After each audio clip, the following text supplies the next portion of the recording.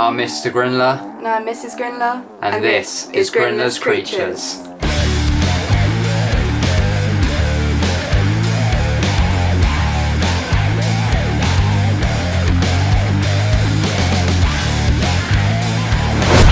And welcome back to another episode of Grinler's Creatures. But for today's episode, we're going to be looking at two different enclosures.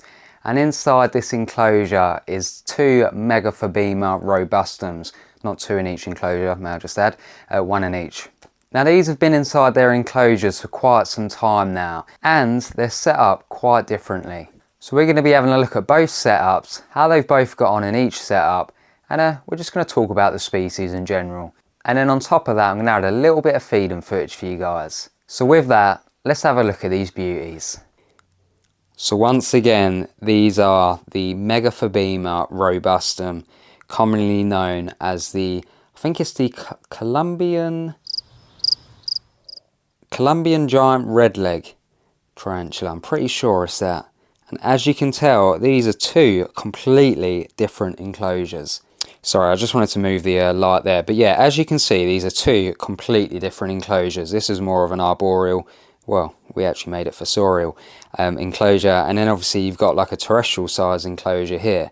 So these are a New World species and they're actually fossorial. You know, it's strange. You hear some people, you know, they go, oh, they're terrestrial. Some people say that they're fossorial. And I've done two different, you know, sort of enclosures. This one is more terrestrial. It's got a lot of open space, but it's also got a little burrow just behind it. And I'll show you just now. So if you look closely just here, this is the back of the enclosure and that's where the burrow entrance is. And it goes all the way just down to here. And then if we move around a little bit, maybe if I get that light, no, that's not going to really do it, is it? Oh, there you go. That's much better. You can see that he or she is just down there. Now, I say he or she because I'm still not actually 100% sure if this is a male or female. This one was from Jeremy, so over on Jeremy's Wild World. He sold it to me as unsexed. We're not sure if it's male or female. And you know what? He actually told me a little story, and he said he's been raising this one from a sling. And he's never ever managed to get a molt from it, you know, like an intact molt. And if you guys look back at, you know, my previous videos on these, it was quite a big size when we got it from the show. And he's not the only one I've heard that from. Many people have told me these are notorious for just ripping up their molts. And I'm still yet to find an intact molt from this one as well. I think he or she's molted probably twice with me now. I'm pretty sure it's been about twice, maybe once actually. But it's a nice big size, although these do reach up to about 8 inches. I think it's between about 7.5 to 8 inches leg span. It's key to note that leg span. But if we go over to this enclosure just here, now I was really impressed with this one, and let me get some light on it. You can see, and ignore all the clay balls. I kind of messed up when we, yeah, don't ask. But yeah, we basically just put dirt all in it. We put a little starter burrow up the top. We obviously chucked some moss in as well for humidity. But she went all the way down. And if I turn this round, hang on. Let me attach the light on here. That is much better. So, you can... Well, she was down there. Oh, there you go. She's just there. So the burrow starts from this end here. It goes to the back of the enclosure, down here, and then all the way around. And this has got to be about, you know what, I don't actually know. Let me get a tape measure. And just look at how many inches is inside this enclosure. This is absolutely just insane. And that is how a fossorial spider digs.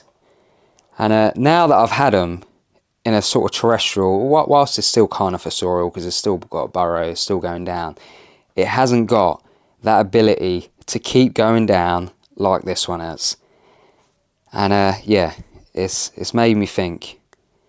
And maybe I'm going to have to re-house this one and pull it into a sort of similar enclosure because I like the fact it's done this. And it definitely goes to the bottom. And it just, you know, it makes me think, what if it was double this. Imagine that, double that. It'd probably go all the way down again. I don't know, I don't even know how you do that. Yeah, to be fair, you could use the tarantula crib extendable things. Maybe that is something I'm going to have to try down the line. I have always wondered how far some species can dig down. Yeah, it's quite fascinating. So what's interesting about this species is it has a really cool defensive mechanism. What they do is, and I've never seen this before in my life, and I wish that I could, but then again I wish that I couldn't, because you're sort of stressing the, you know, the tarantula's in a defensive mode. It's stressed, that's why it's doing it. But it does a thing, and I think people refer it as the cartwheel of death. And basically it sort of spins and it kicks the hairs off the back legs. And yeah, I've never ever heard of a tarantula that can do that, and I can't say I've seen any footage of it. And like I said, you know, if I see it one day, I'll see it, but it actually sounds quite fascinating. It's a bit like the Ephobosis murinus, where they do it from the front. And I guess if you keep it more terrestrial, it's going to sort of be more defensive, if I'm honest, because it's, you know, it's not as happy. This one isn't too bad because it has got that burrow. But if you're just doing, you know, like a couple of inches with just a burrow, you're probably stressing your tarantula out, and that's probably why it's going to be more defensive. But as for this girl, inside this, you know, she's chilling down there. She's happy. She comes out every little once in a while. They are really good for getting prey. This one, she likes to come out as well from time to time, but it is really hard to get feeding footage of them because they are so skittish. The minute you remove that glass, or even try to remove, you know, move the tank, it just goes absolutely crazy. Back down the burrow, you're never going to get a chance. But I have got some feeding clips that I managed to get of it just on there. So yeah, we'll have a look at that soon. And then, like I said, I think I've already said it, but they get to about 8 inches leg span. And for me, I'd say don't keep them dry. They like, you know, a bit of moisture. You know, I've got some moss there for humidity. And then also, as you can see, the substrate isn't massively dry. It's a bit moist. And that's how I feel like they like them. And that's how I've been told as well. And then once they dry out a little bit, when I do my little maintenance routines, I just dampen the soil, you know, do the water dish, water down the moss, job done. But they seem to be thriving in these. I don't know why I just didn't take the lid off in the first place, but yeah, there you go. I need to fill that water dish back up. But there isn't a great deal of room up here. But should we try feed both of them? Before I actually show you the feeding footage, because to be fair, there isn't a great deal. But I'll say, let's try feed these. Let's do it. So if I try and stick just a little sort of worm there, we might be able to get something. If I zoom in a little bit just for you guys here. Turn that brightness up, there we go. Come on, please. So it's walking over the webbing, and it's going straight for that water dish. It's going to go inside, don't go in. Might have some better luck with this one. Have a look. Oh, she got eaten. So yeah, that was a massive fail, so I skipped the majority of that and made it short for you guys, so it wasn't a waste of your time. But she has got one just down there. I left it on the top for a while, but she didn't come up. But I've just chucked it down. She's managed to get it. Her fangs delved right into that.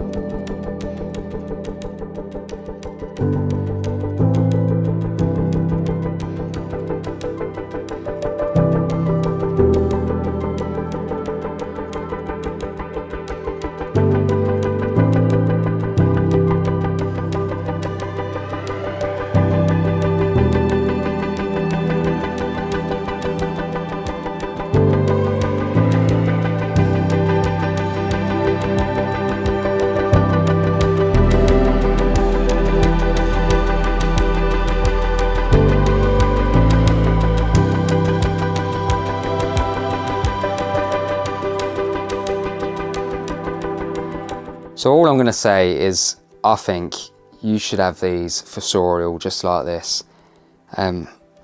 Because like I said, I don't know. Look at that, look. She's right in the corner there. And that shows to me that she wants some more space. So yeah, I think we're going to do a little update for this down the line again. But this time it's going to be a nice rehouse into something more fossorial. Because yeah, I just recommend no one to keep them just like this terrestrial while it does, you know. So, to be fair, you can keep anything terrestrial. You know, you can keep an arboreal terrestrial, but you're making it terrestrial. So all I'm going to say is give it the chance to burrow down. You know, that is many inches of substrate right there. Many inches. But all in all, really easy to care for, if I'm honest. They're just really defensive, really skittish, and they get really big. But no, I'm really happy with how both of these are gone. Like I said, I'm gonna get that one sorted. So stay tuned for that one, because fingers crossed that'll be interesting. So all in all, guys, this is an absolutely beautiful, large, unique tarantula. And I say it's unique because of that, you know, that cartwheel where they just sort of turn around with their legs and kick hairs at the back. Like I said, I've not seen it yet. Fingers crossed I get to see it one day, but I'm not going to stress the tarantula out just so I can actually see it myself. I'll wait until it physically happens. Like, even looking at like grown on slings of these, they just look like the adult versions. It's absolutely beautiful. But yeah, if these sound cool to you and you keep spiders, I would definitely say get one, because they're an absolutely beautiful species. But that is all the footage for today's video, guys. So if you could like, comment and share, that would be absolutely great. Don't forget to hit that subscribe button down below and hit that bell icon so you're notified of when we upload next. Don't forget, if you're after some enclosures from Tarantula Cribs and you're over here in the UK or the EU, make sure you go check out Arachnospace. Got the stickers up here. Tarantula Cribs, Arachnospace. Woo. Anyway, yeah, make sure you go check them out. They've got some awesome enclosures. But Mrs. Grinler's down here. Mrs. Grinler's not here. Don't worry, she will be back next week. So I'll say bye on her behalf for today. And so are all our creatures. Have a great week, guys. You all deserve it. Peace.